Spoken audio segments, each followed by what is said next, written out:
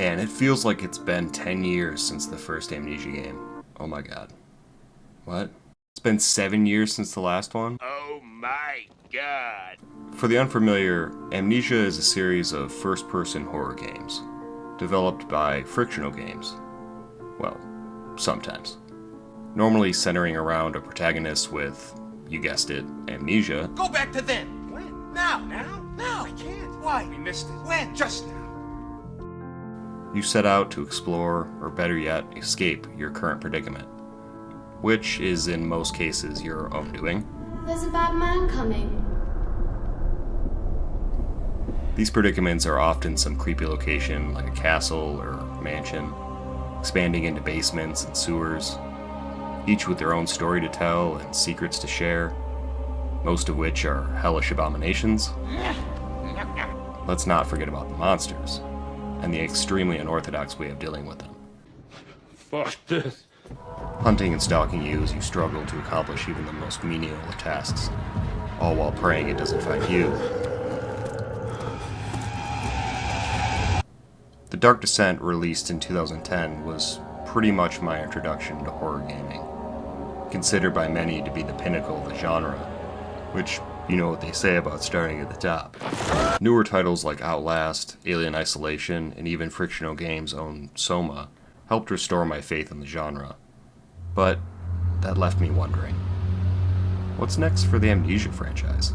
In March of this year, Frictional Games announced Amnesia Rebirth, an apparent sequel to the original Dark Descent. Players take the reins of Tassi, some lady who seemed to have gotten herself lost in the desert, somewhere in Algeria. Anyway, days have passed, and as Tassi, you have to discover the secrets of your past. Where you have been, what did you do, and where are all the others? Previous games in the series have used audio logs and letters to explain much of the game's plot, and things seem to be on par with that here. It's pretty obvious that the story told through the Dark Descent's letters are in some way connected to this game. Through my own Google Wikipedia research, I noticed a connection to the legend of Tinahan, also known as the Mother of Us All. This was mentioned early on in the Dark Descent and seems like a rather big piece of the puzzle. An interesting story in its own right, but I can't help feeling there's more. Apparently Tinahan was a 4th century mythical queen who was driven from the northern parts of the Sahara Desert. She and her caravan of followers nearly perished in the wilderness until they stumbled upon a grain in the desert anthills. Thought to be just a legend, the tomb of Tinahan was discovered in 1925, making truth of the legend. Oddly enough, the letters that discuss such an archaeological endeavor in the Dark Descent were written nearly 100 years before, adding a real creep factor to this seemingly fictional plot. Watching the trailer for Rebirth, I wasn't sure at first glance what the story was going to be. And even with the knowledge of knowing it was a direct sequel, I still had no clue.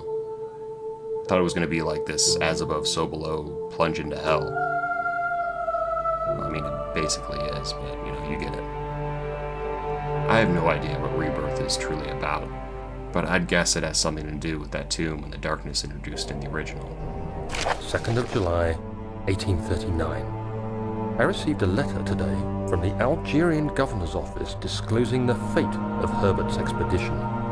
About a week after my departure, Abdullah, one of the men traveling with us, returned from the desert. He was badly injured, as if maimed by a lion. The man rambled deliriously about the expedition being attacked by something horrible. The French quickly dispatched a search party to look for the expedition. After searching for days, they found the camp abandoned without any trace of Herbert or his men. It's very possible that Tassi is a relative or in some way associated with the original expedition team. It wouldn't be a huge leap to assume she's here to finish what they started, or at least find out exactly what happened. This still sounds a lot like As Above, So Below. Yeah, that occurred to me too. Shit. Yet, this may not even be the answer. According to creative director Thomas Gripp, she's not a soldier or an investigator or any kind of action hero. Just an ordinary person caught up in a horrible situation, alluding that she was on a work trip before getting lost in the desert. seems to purposely distance itself from the characters of the original, giving her almost no reason to be there other than circumstance, which I really hope isn't the case.